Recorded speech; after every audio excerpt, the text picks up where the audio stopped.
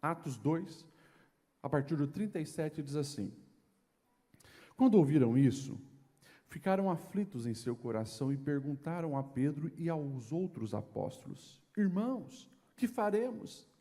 E Pedro respondeu: Arrependam-se cada um de vocês e seja batizado em nome de Jesus Cristo para perdão dos seus pecados e receberão o dom do Espírito Santo. Pois a promessa é para vocês, para os seus filhos, para todos os que estão longe, para todos quanto o Senhor, o nosso Deus, chamar. Com muitas outras palavras, os advertia e insistia com eles: salvem-se desta geração corrompida. Os que aceitaram a mensagem foram batizados. Naquele dia, houve um acréscimo de cerca de 3.000 pessoas. Eles se dedicavam ao ensino dos apóstolos e à comunhão, ao partir do pão e às orações. Todos estavam cheios de temor, e muitas maravilhas e sinais eram feitos pelos apóstolos. Os que criam mantinham-se unidos e tinham tudo em comum. Vendendo suas propriedades e bens, distribuíam a cada um conforme a sua necessidade. Todos os dias continuavam a reunir-se no pátio do templo. Partiam pão em suas casas e juntos participavam das refeições com alegria e sinceridade de coração, louvando a Deus e tendo a simpatia de todo o povo, e o Senhor lhes acrescentava diariamente os que iam sendo salvos. Amém? Aqui em Atos 2, é o início do pentecostalismo, ou da mensagem pentecostal sendo esclarecida para o povo. Eu vou falar sobre isso, pentecostal. Pergunta para quem está do seu lado aí: você é pentecostal? Amém ou não amém? E ele respondeu o quê? Sim ou não? Amém. Agora, a pergunta que nós também precisamos responder é: o que significa ser pentecostal?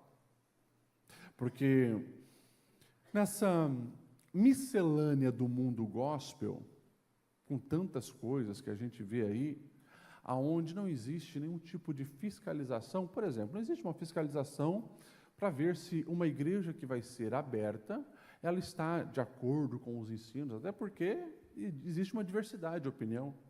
Só de Assembleia de Deus, né, por mais que nós somos, como a gente gosta de dizer, a original, né, aquela que veio lá, Daniel Bergo, Narving, só de Assembleia de Deus, todo dia surge umas 30.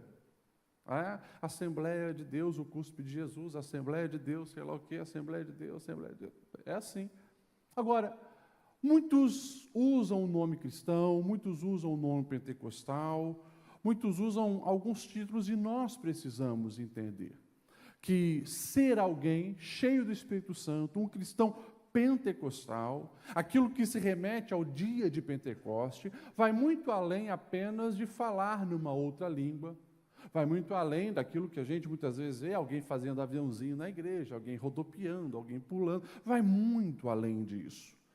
E é justamente na palavra e aqui no acontecimento original que nós precisamos espelhar a nossa vida e responder para nós mesmos a pergunta que você fez para o seu irmão: será que eu sou de fato um crente pentecostal?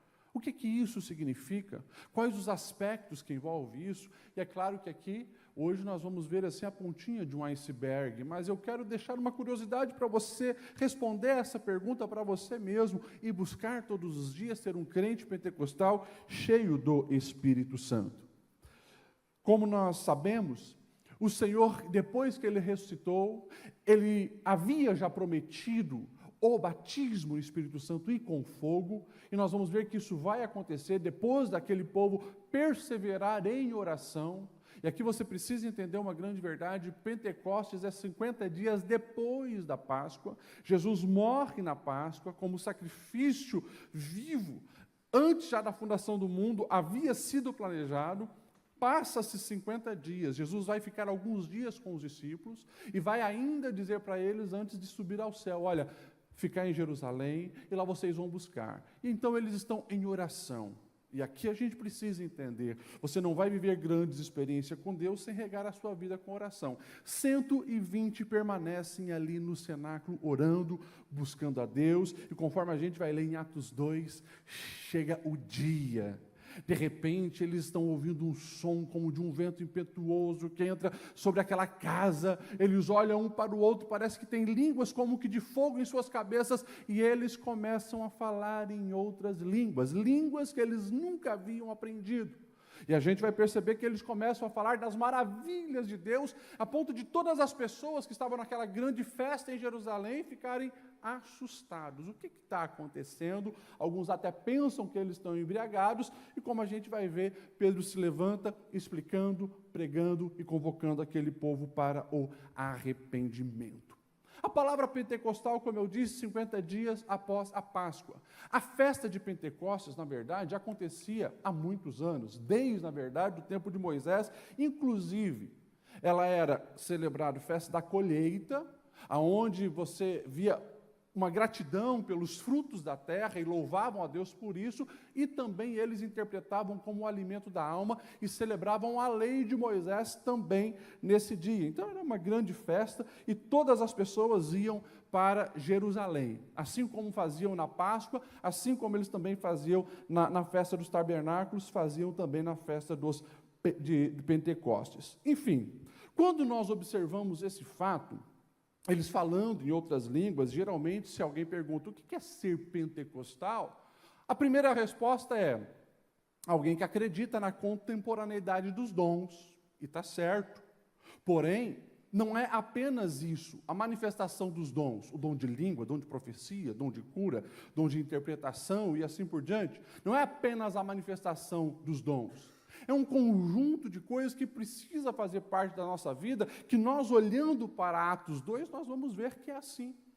E quando você para observar, por exemplo, a história da igreja, você percebe que ficou muitos séculos com poucos registros, né, sobre dons e outras coisas, e lá em 1906, com o surgimento, né, que a gente diz, desse movimento maior agora de pentecostalismo, nós vamos ver que Charles Parham, ele em Topeka cria uma faculdade bíblica, e lá vai chegar um homem negro chamado William Seymour, um jovem. Eles começam a acreditar naquilo, buscam experiência com o Espírito Santo, e de repente, nós vamos ver em Los Angeles surge então esse movimento pentecostal. Depois você pode ver Rua Azusa, 1906, isso espalha pelos Estados Unidos, chega em Chicago, daí lá então Gunnar Ving e Daniel Berg vão ter experiências também, depois eles vêm para o Brasil, estamos nós aqui pertencendo ao movimento pentecostal. Mas vamos lá, o que eu quero que hoje você responda então para si é essa pergunta: o que é então ser um crente pentecostal? Eu separei aqui pelo menos 4 verdades que você precisa olhar para a sua vida. Primeira coisa, ser um crente pentecostal é você deixar o Espírito Santo tornar a sua vida devidamente ousada e devidamente frutífera, eficiente. Quando nós observamos, por exemplo, o povo, os 120, falando numa língua que eles não tinham aprendido. O povo começa a ouvir aquilo, e se você observar, várias nações estão ali. Como que a gente está ouvindo na nossa língua? Nós somos diversos lugares, medos, persas e assim por diante. De repente, Pedro se levanta com ousadia, cheio do Espírito Santo, verso 14, e o texto vai dizer assim: homens da Judéia, de todos os que vivem em Jerusalém, deixe-me explicar a vocês o que é isso, e ouçam com atenção.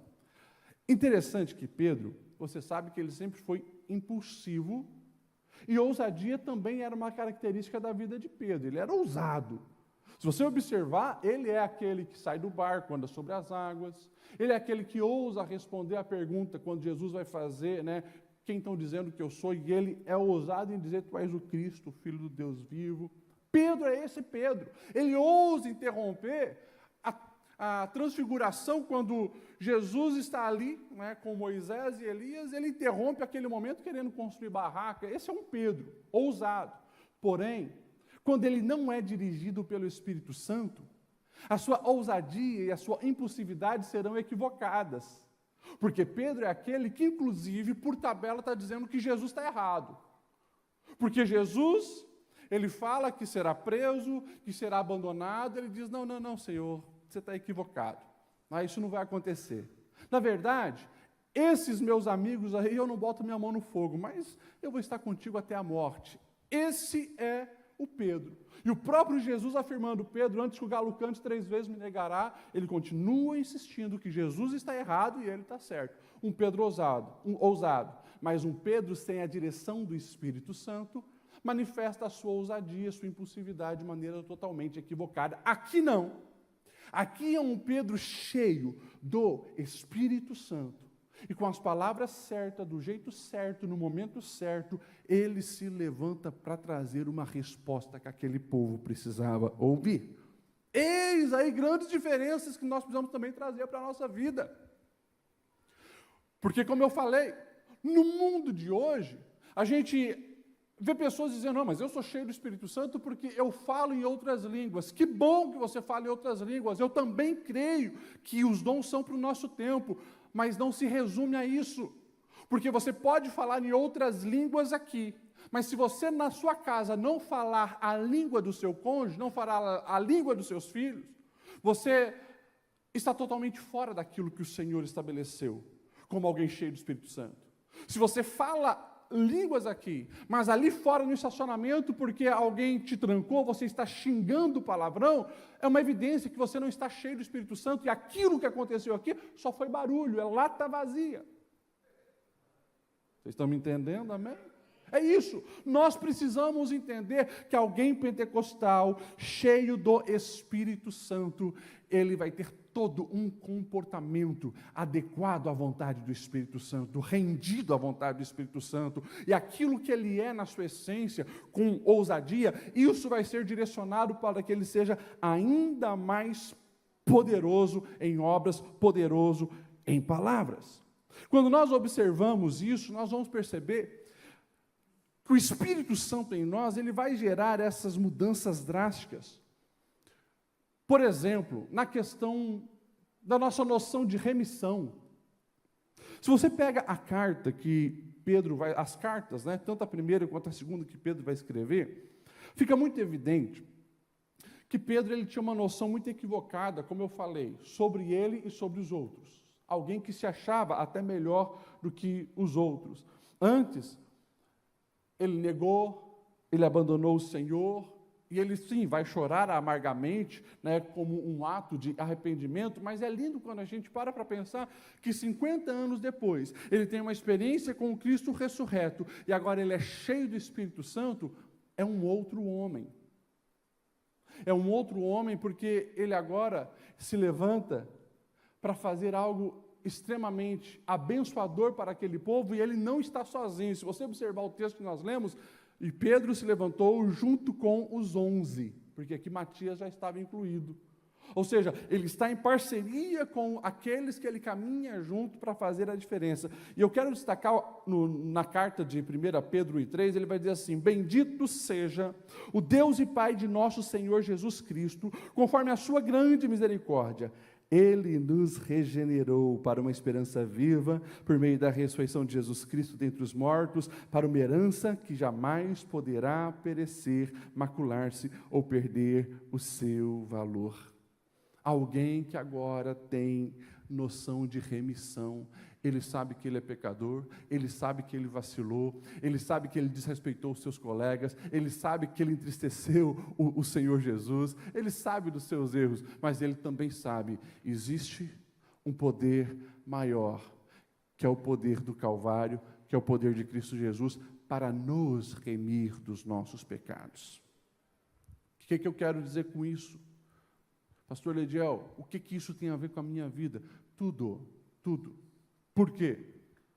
Porque se eu e você somos redimidos, regenerados no Senhor Jesus, nós precisamos também caminhar de cabeça erguida, sem receio, sem medo, de me posicionar para glorificar a Deus, para pregar o Evangelho, para fazer a diferença. Porque alguém poderia, quem sabe, jogar na cara de Pedro, Pedrão, 50 dias atrás eu sei o que você estava fazendo. Pedro, ele sabe quem ele é em Deus. Ele sabe sim das suas falhas, mas ele sabe das suas confissões. Ele sabe que ele já pediu perdão e já foi restaurado pelo Senhor. Por isso, esse posicionamento. E claro, junto com esse posicionamento de uma mente que entende que já foi perdoada e renovada no Senhor, nós vamos ver uma noção de autoridade. Ele sabe quem ele é em Deus e por isso caminha nessa terra como filho de Deus.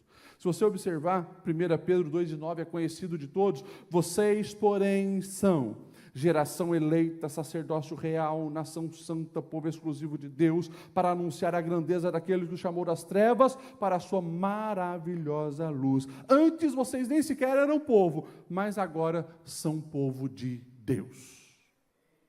Vale um amém? Deixa eu tentar compreender se você tem realmente uma noção disso. Porque o que eu estou falando aqui é uma chave que muda a sua vida. Talvez você está caçando no Google aí, chaves de mudança de vida, você vai achar um monte de coach charlatão. Mas aqui, eis a verdade que muda a sua vida. Quando você sabe que já foi perdoado no Senhor e, consequentemente, se tornou filho de Deus. Você vai caminhar nessa terra não como um brasileiro, um blumenauense, não baseado na sua profissão, porque eu sou mecânico, eu sou design, eu sou faxineiro, eu sou porteiro, eu trabalho com TI, não. Antes de tudo isso, da onde você nasceu, o que você faz, com quem você caminha, antes de tudo isso, você sabe de uma coisa: você é filho de Deus. Você é embaixador de um reino eterno.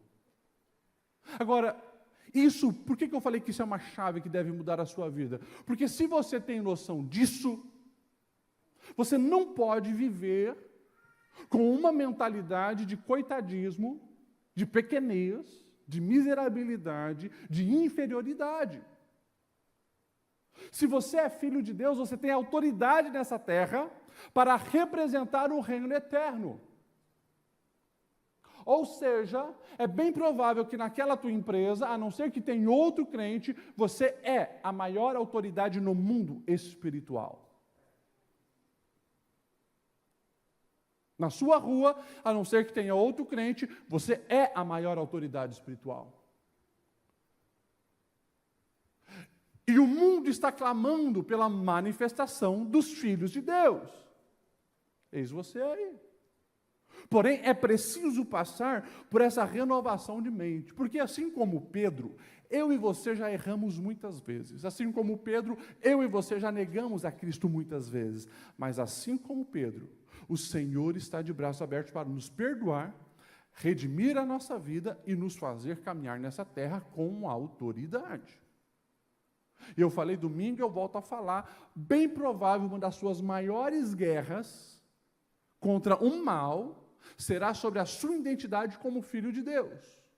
Se o diabo consegue comprometer a sua noção de que você é filho de Deus, você aceita rótulos negativos, você aceita qualquer propostas ruins que o mundo possa oferecer, qualquer proposta pecaminosa, você não sabe o seu valor e muito menos o poder que há em você através de Cristo Jesus. É por isso que nós precisamos olhar para essa verdade e querer viver isso que Pedro estava vivendo. Pastor Lediel, como que eu faço para viver tudo isso? É seguir do mesmo jeito. Abrir o seu coração para que o Espírito Santo possa reger a sua vida. Pedro, o que ele está fazendo agora, em Atos 2, depois você vai ver em Atos 3 e assim por diante, é na autoridade do Espírito Santo, alguém que escolhe viver na direção do Espírito Santo, consequentemente, todo o seu potencial é manifesto. Amém? Amém? Pastor Ediel, mas eu sou tão falho. Eu sou tão falho, tão pecador. Ei, se arrependa dos pecados, muda a sua vida.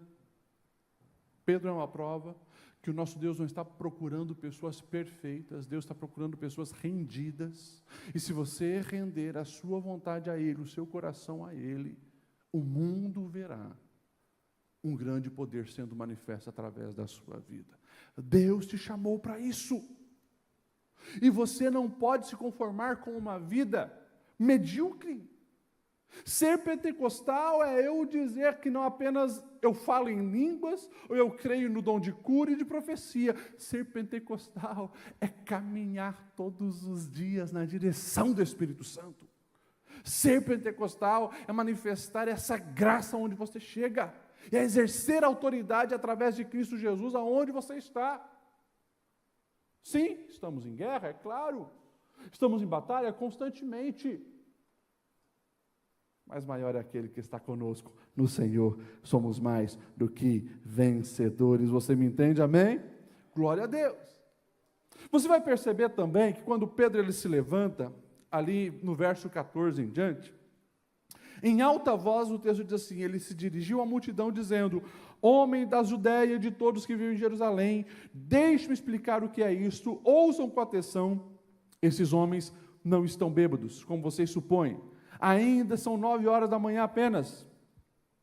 Ao contrário, isso é o que foi predito pelo profeta Joel. Ou seja, olha só, ser cheio do Espírito Santo é conhecer, é valorizar e é praticar a palavra de Deus.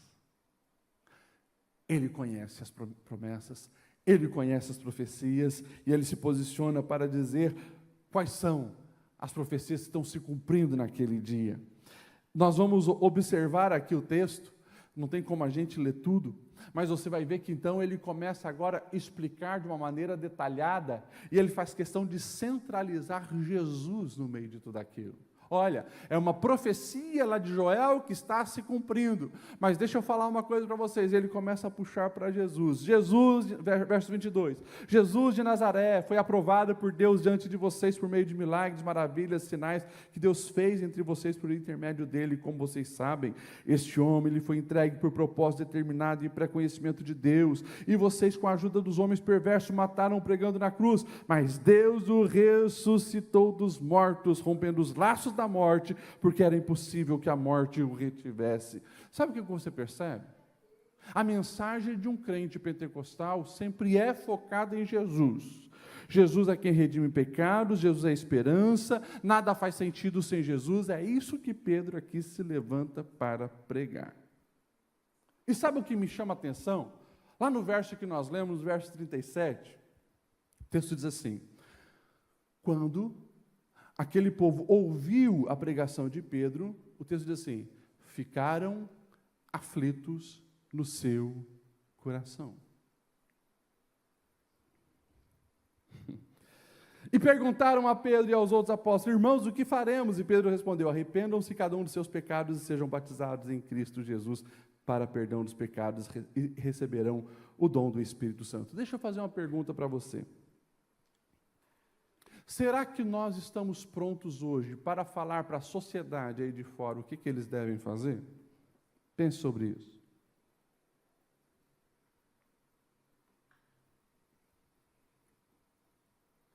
Ser crente pentecostal não é saindo apontando o dedo para os outros, dizendo: você vai para o inferno, seu pecador. Não é isso. Não é isso. Porém, lamentavelmente, eu acho que nós fomos para um extremo muito grande numa sociedade cristã, porque a nossa sociedade é cristã. No Brasil, todo mundo sabe quem é Jesus Cristo, ou pelo menos 99,9% das pessoas sabem quem é Jesus. A grande maioria vem de uma tradição católica aqui, na nossa região, uma tradição luterana, mas as pessoas sabem quem é Jesus. Geralmente, na evangelização, a gente foca muito no amor de Deus.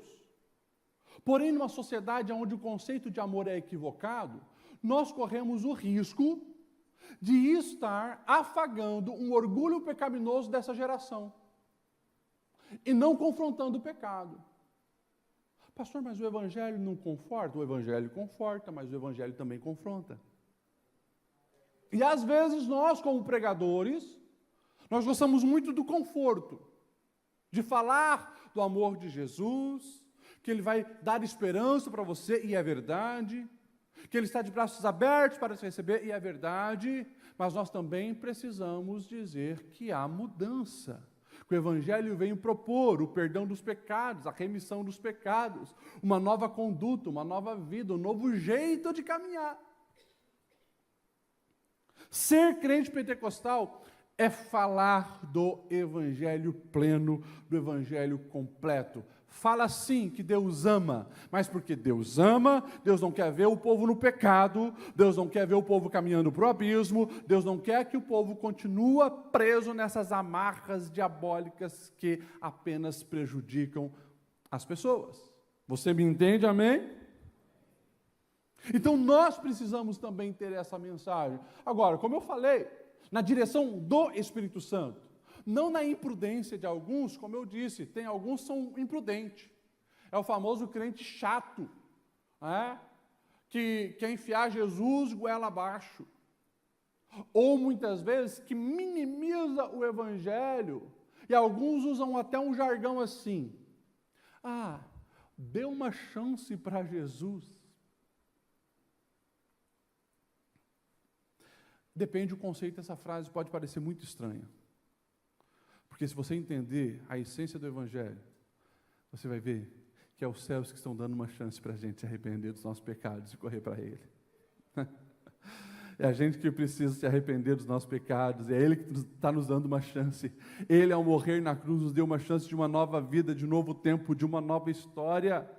Porém, como eu falei, numa sociedade equivocada sobre quem são, orgulhosos, avarentos, egoístas, mentirosos, eles correm um certo risco de, ao ouvir uma frase dessa, olhar para o Evangelho: não vou dar uma chance para Jesus, não, como se ele tivesse algum tipo de autoridade, coitado.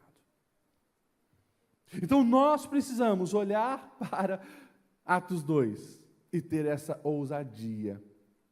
O verso 40, ele choca também, porque o verso 40 vai dizer assim: com muitas outras palavras os advertia e insistia com eles: salvem-se desta geração corrompida. Ou seja, presta atenção nisso aqui. Desde o início, um crente pentecostal, ele sabe que os valores do mundo estão corrompidos. E não tem nada a ver com os valores do reino de Deus. Ele sabe que os princípios do mundo estão equivocados, são enganosos e são falsos. E o reino de Deus é de verdade, é de justiça. Porém, é preciso ousadia para se manifestar, dizendo: olha, salve-se desta geração corrompida. Em outras palavras, vamos traduzir na nossa linguagem: não tem como querer ao Senhor Jesus, querer o dom do Espírito Santo e continuar na vida de pecado. É isso que Pedro está dizendo na primeira grande pregação no dia de Pentecostes. É isso. Se Pedro estivesse aqui, porque o texto ele não vai trazer o detalhe do sermão, mas o texto vai afirmar que, olha, com muitas outras palavras, os advertia e insistia. Quando Lucas está fazendo esse registro, Lucas não vai colocar todas as palavras de Paulo que advertiu o povo, ou como ele insistia. Ele resumiu: salve-se desta geração corrompida. Se nós trazêssemos Pedro para esse tempo, você veria um Pedro dizendo o seguinte: cara, não tem como você ser do Senhor e continuar preso na pornografia.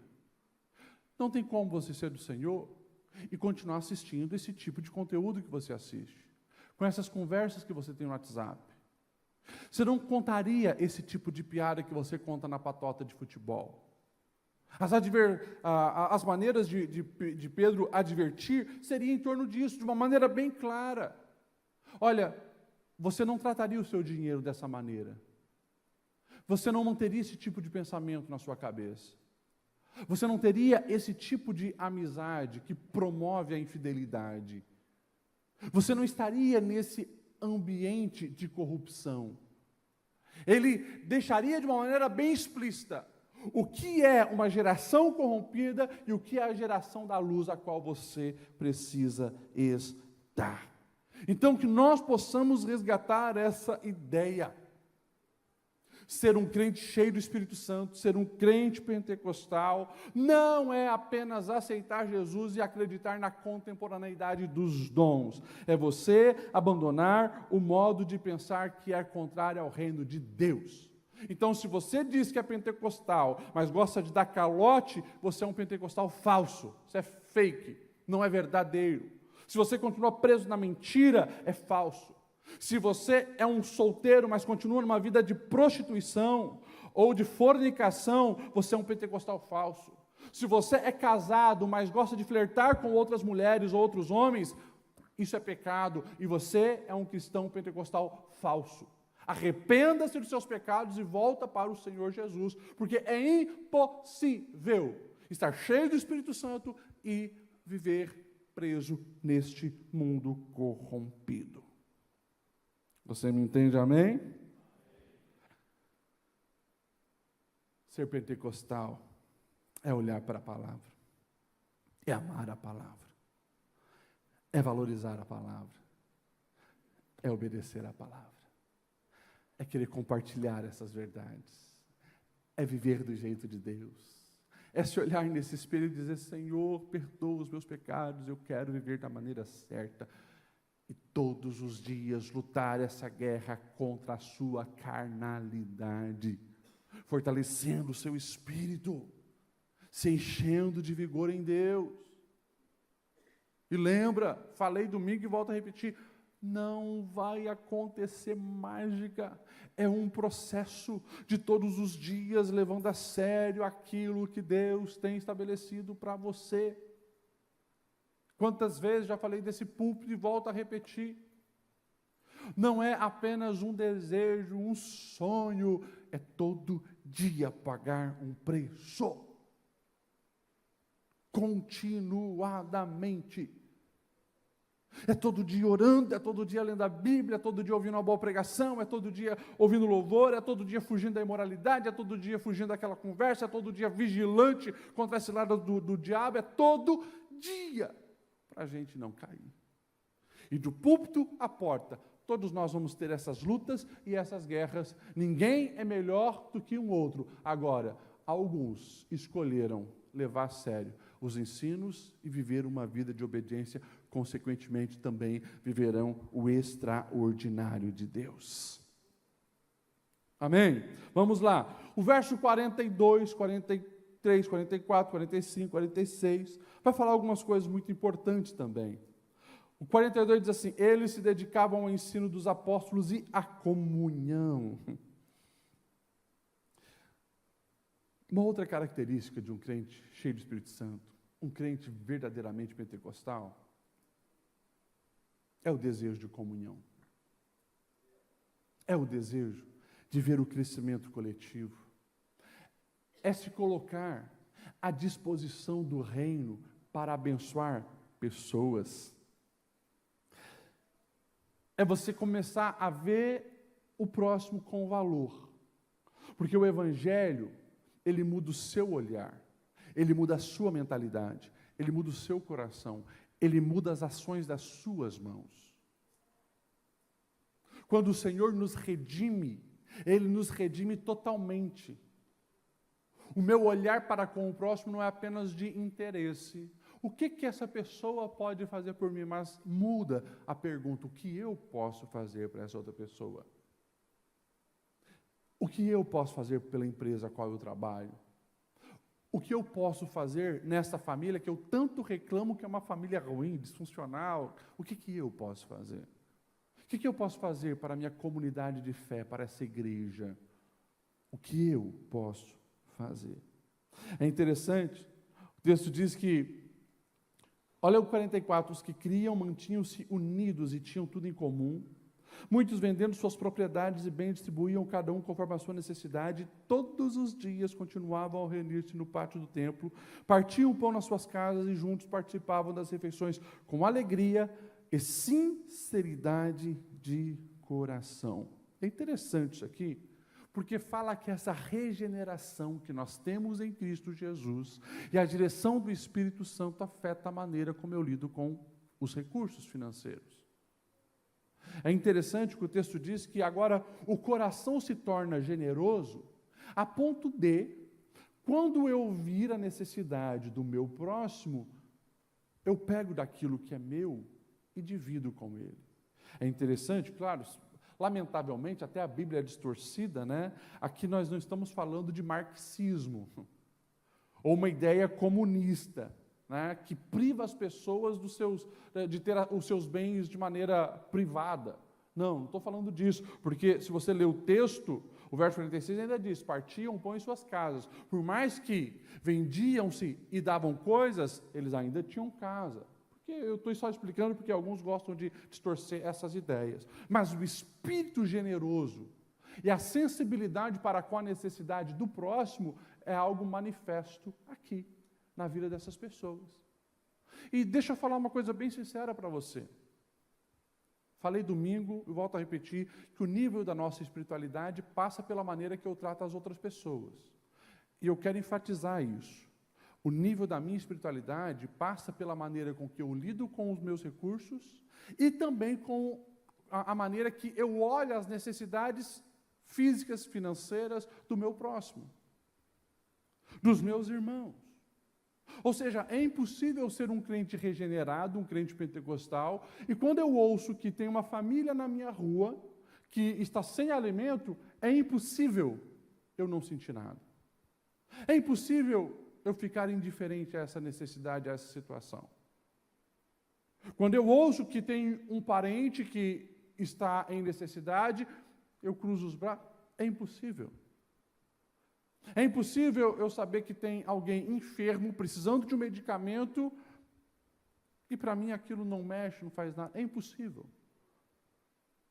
Por quê? Porque, de fato, a maneira como eu enxergo a vida, as pessoas e os meus recursos é diferente. Eu começo a perceber que as bênçãos que Deus derramou sobre a minha vida não é apenas para me abençoar, mas é para também transbordar sobre as outras pessoas. Até porque nós, pelo menos da boca para fora, costumamos dizer, nos louvores, tudo que sou, tudo que eu tenho. Pois é, se é para o Senhor. Na verdade, você, ao chamá-lo de Senhor, você já está dizendo isso, né? Já falei algumas vezes. Essa palavra Senhor, o Senhor é aquele que governa. Na linguagem bíblica tem o escravo, tem o Senhor. Quando você chama Jesus de Senhor, você está dizendo, eu sou teu escravo, a minha vontade é fazer a sua vontade, tudo que eu sou e tenho é para ti. É isso que você está dizendo. Então, cuida quando você diz que Jesus é o teu Senhor, porque muitas vezes na prática pode ser que isso não está acontecendo. Então, nós precisamos todos os dias olhar para a palavra e responder, Senhor, será que eu estou sendo realmente o crente cheio do Espírito Santo pentecostal que o Senhor deseja? Eis-me aqui, converte o meu coração, eu me rendo totalmente a ti, me ajuda a ser melhor, me ajuda a ser parecido contigo. O verso 47, e a gente caminha para o final, vai dizer assim, e o Senhor lhes acrescentava diariamente os que iam sendo salvos. Ou seja, isso é uma outra característica de um crente cheio do Espírito Santo pentecostal, que é o desejo de comunicar as boas novas do Evangelho. É impossível eu saber aonde tem água numa geração sedenta e não fazer nada, e não mostrar o caminho, e não querer compartilhar aonde é a fonte. É um processo natural. E com graça e sabedoria, nós precisamos proclamar. John Stott, ele dizia o seguinte, o Senhor fazia duas coisas ao mesmo tempo, acrescentava os que iam sendo salvos, ou seja, não somava a igreja sem salvá-los e não salvava sem somá-los. A questão do pertencimento. E eu gosto dessa expressão quando diz diariamente. Olha, o Senhor acrescentava diariamente. Por quê? A questão do evangelismo não era apenas algo ocasional. O pastor Lediel está dizendo que nós não devemos fazer os impactos evangelísticos. Nós somos a igreja do suas férias, do doação. Não estou dizendo isso. Maravilhoso. Continue. Por favor, continue. Planejem, façam impactos evangelísticos. Mas quando a gente olha para a palavra, a gente percebe que o evangelismo é diário. Por quê? Porque é vida na vida. Eu sou um representante de Deus lá no meu trabalho todos os dias. E eles precisam saber que lá tem um crente cheio do Espírito Santo. E por isso eu vou evangelizá-los, às vezes em palavras, às vezes com o meu testemunho de vida, às vezes com esse olhar diferenciado sob a ótica do Espírito Santo que enxerga na alma das pessoas o que os olhos naturais não conseguem enxergar. Às vezes, orando no banheiro sem que ninguém vê, mas que muda o ambiente espiritual daquele trabalho. É isso, todos os dias. Todos os dias na sua casa, todos os dias na sua vizinhança, todos os dias nas suas redes sociais, todos os dias aonde você caminha, você é um representante do reino e automaticamente você precisa estar ali manifestando o Evangelho. Paulo lá na frente vai dizer, quer vocês comam, quer vocês bebam, façam tudo para a glória do nome do Senhor. E antes Jesus já havia dito para os discípulos de Mateus 5,16, assim brilhe a luz de vocês diante dos homens, para que vejam as suas boas obras, glorifiquem ao Pai de vocês que está no céu. É isso. E quando alguém olhar a sua vida, ver Jesus em você, não pensa que o mérito é seu. Quando você orar por um enfermo e ele ser curado, quando você falar de Jesus e alguém se arrepender dos pecados e render a sua vida, não se glorie, porque você é apenas um instrumento na mão do Espírito Santo. Você nunca vai ver um músico tocando e alguém ir lá elogiando o instrumento. Nossa, esse instrumento é muito bom, quanta habilidade. Não, é o músico.